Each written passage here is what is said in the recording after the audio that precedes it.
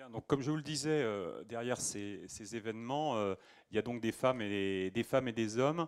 Quelques chiffres hein, sur effectivement la partie donc de ce que cela représente. Donc c'est 30 usines de production en France hein, qui vont effectivement de choses assez spécifiques, de production plutôt locale, etc., jusqu'à des entreprises de plus grosse envergure. C'est 24 000 emplois donc ancrés en région, 6 000 directs dans nos usines, 18 000 indirects, ce sont nos de lait. Et donc, c'est une couverture du territoire qui est extrêmement important. Et derrière ce territoire, il y a la biodiversité, il y a l'entretien de nos territoires. Et je pense qu'on l'oublie aussi. Et c'est vraiment comment est-ce qu'on garde finalement ce patrimoine, ce terroir et cette gastronomie qui est extrêmement prisée un peu partout dans le monde.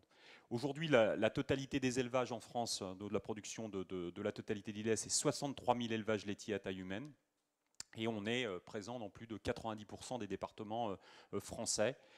Donc ces élevages sont plutôt des élevages familiaux. Hein, donc par rapport à ça, on a très peu comme on l'entend, de fermes de 1000 vaches comme il y a dans les pays adjacents, chez nous. Et c'est des fermes généralement qui font à peu près 80 vaches, donc en moyenne, donc avec des gens qui s'investissent donc au quotidien. Et je vais d'ailleurs donner la parole à Luc pour vous présenter son métier. Merci. Bonjour à toutes et à tous. Moi, j'ai qu'une seule diapo. Hein.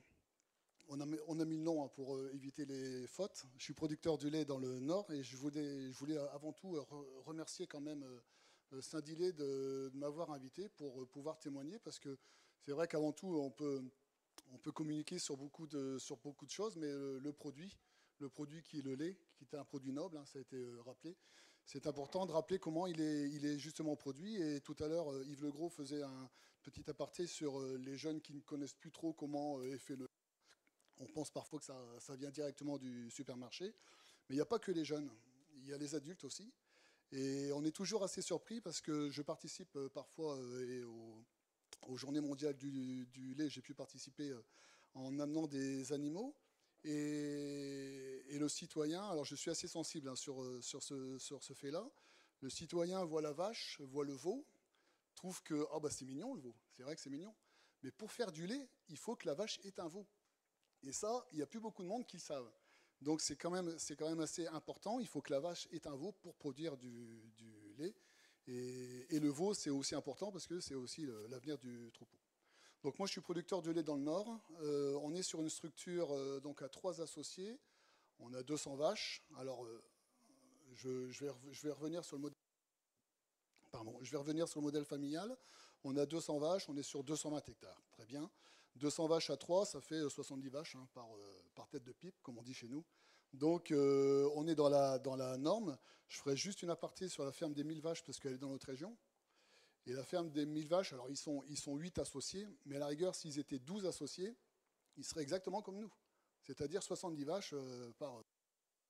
C'est pour ça que le modèle, il faut faire attention. C'est important d'avoir des modèles enfin, d'avoir un nombre d'associés assez important. Pourquoi? Parce que c'est un métier quand même qui est très contraignant. C'est 7 jours sur 7, hein, 365 jours par an. Et quelque part, quand nous on est 3, ça nous permet d'avoir 2 week-ends de libre sur 3. On n'a qu'un week-end, et ça c'est quand même important. Moi je me souviens de mes parents, il n'y avait pas de week-end de libre, il n'y avait pas tout ça, donc il faut quand même le rappeler. Et c'est pour ça que ces formes associatives, aujourd'hui, elles sont de plus en plus importantes. Il y a moins d'élevage, alors il y a moins de structures d'élevage, mais il y a toujours autant de producteurs, parce qu'il y a plus de producteurs dans les structures d'élevage. Donc, alors moi, le métier, alors si je remonte maintenant à 8 ans avant, on avait une salle de traite, on trayait nos vaches, donc elles passaient toutes par la salle de traite, hein, c'était le matin, c'était grosso modo 7 heures, et puis on les trayait aussi le soir. Et puis depuis 8 ans, on a investi donc dans des robots de traite, parce qu'il y a un moment, on s'est dit aussi que on avait besoin, par les contraintes, de soulagement. Et alors même si c'est un investissement, les robots de traite, aujourd'hui on a 3 robots de traite, ce qui fait que les vaches elles sont traites 24 heures sur 24. Ça nous demande encore autant de temps, parce qu'on a besoin d'être là pour surveiller, et ça c'est aussi important, et surtout pour faire de la qualité. Parce que notre métier, notre rémunération, elle est faite selon la qualité qu'on produit. Donc ça, c'est aussi important. Donc on a tout intérêt à en faire parce que justement, c'est notre rémunération. Et ensuite, on est dans un système d'exploitation où on produit, alors je vous ai dit tout à l'heure 220 hectares, ouais, bon, c'est beaucoup, c'est peu, peu importe. Mais dans ces 220 hectares, il y a 60% de la surface en herbe et en ensilage maïs, donc en fourrage maïs, qui est consacré à notre élevage laitier. Donc on a les bêtes parcours, donc des prairies qui sont autour de la ferme. Ça aussi c'est important parce que bon, on sent bien qu'il y a une attente sociétale qui est en train de changer. Il y a des attentes qui sont... La sensibilité aujourd'hui des producteurs, on peut la comprendre. D'abord sur le fait que le métier est quand même relativement difficile, mais comme beaucoup d'autres métiers, je ne vais pas plus me plaindre parce que je le fais et j'aime ça, et que quelque part la passion l'emporte sur les contraintes. Mais ce qui est important, c'est qu'aujourd'hui, on a besoin aussi de sortir nos vaches en prairie parce qu'elles se sentent mieux, et on a surtout aussi besoin de répondre à ces attentes sociétales qui sont nouvelles et dont la majorité des producteurs de lait aujourd'hui sont sensibles. Le bien-être animal, pour nous, c'est quelque chose d'important. Le bien-être, alors on est tous chartés dans ce qu'on appelle la charte des bonnes pratiques. Tous les éleveurs français le sont, parce que le bien-être animal, il faut savoir que tout le bien que vous donnez à une vache, elle vous le rend en lait. Donc si vous ne lui donnez pas du bien, si vous la maltraitez ou autre, vous êtes sûr que vous n'aurez rien au bout du compte. Donc ça, c'est important. Donc c'est des critères qui nous semblent, nous aussi, importants. Et puis, de toute façon, on n'est pas amoureux de nos vaches, mais presque des fois. Et quelque part, on sent qu'il y a ce retour. L'alimentation, les fourrages donc, sont pratiquement produits à 100% sur l'exploitation. Nous, dans notre structure, on a quand même, sur les 220 hectares, il y a 90 hectares d'herbe. Donc ça compte. Et cette herbe-là, où on l'a fait pâturer, où on l'a fait récolter sous différentes formes. C'est de l'ensilage d'herbe, c'est du foin et tout ça. Donc, et c'est aussi important. On a aussi, chez nous particulièrement, on aime bien faire venir les gens à la ferme parce que justement, je vous le disais tout à l'heure, il y a toujours des notions ou qui sont maintenant très loin dans les esprits de chacun. Et puis pour expliquer ce qu'on fait, parce que là aussi, on ne va pas se le cacher, on est un métier où en règle générale, les producteurs ils sont un petit peu chez eux et des fois ils se sentent un peu visés et autres. Alors c'est dans le lait comme c'est dans autre chose. Je ne vais pas parler d'autre chose, mais aujourd'hui quand on sort le pulvérisateur chez nous, on a limite des fois presque honte. Et pourtant il faut bien soigner nos cultures et autres. Mais ça c'est la partie culture. Par contre sur les vaches, il faut absolument qu'on communique. C'est ce qu'on fait chez nous, c'est ce que moi j'insiste aussi d'autres producteurs à ouvrir les fermes. Il faut le faire. Nous, on a installé, donc on a rénové un petit peu l'exploitation cette année. Et puis, il y a un moment, on s'est dit, il faut peut-être qu'on invite les gens de la rue qui ont vu des toupis de béton passer, des camions, tout ça. Qu'est-ce qui s'est passé là-bas derrière?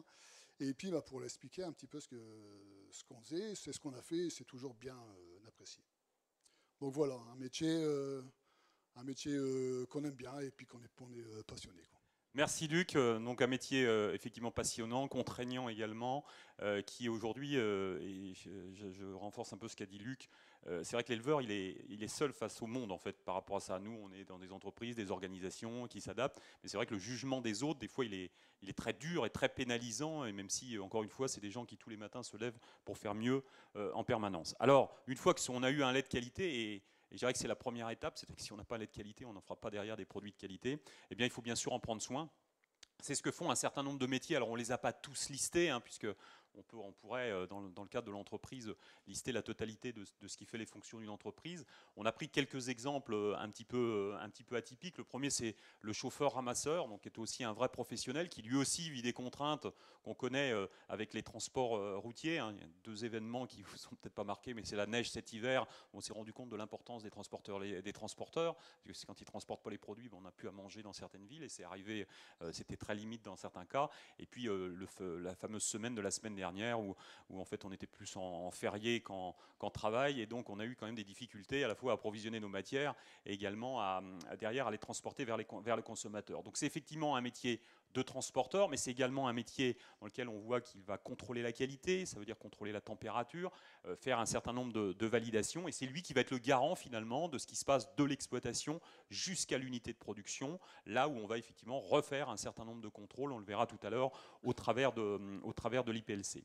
Un point qui est important, c'est qu'aujourd'hui on a une empreinte carbone qui est très réduite sur nos éleveurs laitiers, puisque en moyenne, le lait fait entre sa production et sa collecte fait à peu près 10 km, ce qui est très peu. Hein, donc c'est un lait qui effectivement va peu voyager. Et Yves le disait tout à l'heure, quand on parlait de la difficulté de trouver des produits bio, bah, c'est toujours les choses qui m'ont un peu effaré. C'est-à-dire que d'un côté, on veut absolument aller vers des produits bio, et de l'autre côté, on ne regarde pas l'empreinte carbone, et on a des laits qui arrivaient un petit peu d'un certain nombre de pays. On a aussi dans un certain nombre de consommation, entre autres la restauration collective, la restauration collective, on voit que dans le cadre des appels d'offres européens, des fois on a des laits qui vont faire plusieurs centaines voire milliers de kilomètres pour arriver chez nos personnes âgées ou dans nos écoles. Et je pense que là aussi il pourrait y avoir une prise de conscience un petit peu plus forte de cette empreinte carbone en dehors effectivement de l'activité sur nos territoires. C'est aussi des métiers de conducteurs de machines, alors qui ont considérablement évolué. Hein, c'est-à-dire que avant, on avait beaucoup de métiers qui étaient des métiers manuels, dans le conditionnement, etc. Aujourd'hui, c'est des vrais métiers de techniciens qui nous amènent effectivement alors, dans la production d'emballage, dans la production également, le conditionnement, le traitement thermique, la conduite de ces lignes. On voit que le niveau effectivement évolue sans cesse. Un des éléments clés de nos métiers, c'est la maintenance. Hein, donc aujourd'hui, on a un gros déficit en France d'agents de maintenance. Et donc, c'est des métiers extrêmement intéressants qu'on apporte donc à nos collaborateurs et qui, derrière, bien sûr, va être synonyme de qualité au niveau de nos produits. Nous, on fait un produit binaire, hein, on fait un produit qui est soit bon, soit mauvais. Hein, donc, c'est-à-dire que s'il a été bien conditionné, etc., on pourra le consommer. Dès l'instant où il y a un microbe dans la bouteille ou la brique sera impropre à la consommation. Ce qui n'est pas le cas d'autres produits dont on a mangé des produits plus ou moins bons au niveau organoleptique. Un troisième métier, alors elle aurait dû être là, mais avec les grèves de transport, c'est un petit peu compliqué, c'est la partie qualité, la direction qualité. Alors, le directeur qualité, c'est pas lui qui fait la qualité, c'est tous les gens qui travaillent tout au long de la chaîne, du producteur de lait jusqu'à l'expédition des produits en passant par l'ensemble des opérateurs. C'est plus un animateur finalement de cette fonction qualité qui va finalement pouvoir retracer, garantir, appuyer, aider les différents collaborateurs dans cette évolution. Donc avec deux domaines, la qualité, je dirais, pure du produit, où là on a d'ailleurs des normes qui sont extrêmement strictes, et puis ce qu'on appelle l'assurance qualité, c'est-à-dire ce qui va prendre un certain nombre d'autres paramètres en compte, comme l'environnement, comme tout ce qu'a dit aussi Luc, toutes les nouvelles évolutions sociétales qui sont en train de prendre de plus en plus de poids. Et tout ça, bien sûr, alors moi je suis un grand adepte de l'amélioration continue, parce que je pense que passer du point A au point B en 24 heures, c'est pas possible. Ce qu'il faut, c'est se donner du temps. Il y a des technologies qui évoluent, il faut les utiliser, il faut tracer, il faut effectivement essayer d'améliorer. Et cette filière, depuis plus de 20 ans, n'a cessé tous les jours effectivement de s'améliorer pour amener un produit de meilleure qualité, donc au niveau du consommateur. Cette qualité, elle est microbiologique, bien sûr, ça c'est la santé directe du consommateur. Elle est également physico-chimique, les teneurs en matières grasses, etc. Et là, c'est plutôt une garantie je dirais, par rapport à des normes et à ce que le consommateur achète finalement, à la partie économique. Et puis on voit des nouvelles évolutions. On a des évolutions sur ce qu'on appelle les contaminants, qu'il s'agisse de problèmes de dioxine, de choses comme ça, sur lesquels il va falloir aussi assurer le consommateur. Et ça, c'est un appui qu'on doit absolument contrôler. Hein. Il y a, je crois, 90 000 ou 100 000 molécules dans la nature, donc on va bien en trouver une qui va nous poser un problème à un moment. Donc il faut toujours être à l'affût de tout ce qui peut se passer en termes d'évolution. Et c'est le métier donc, de ce directeur qualité qui, dans la plupart des entreprises, fait partie du comité de direction. Ça, c'est un impératif parce que c'est le garant, finalement, de ce qui va ressortir derrière au niveau de l'évolution et l'animateur en interne.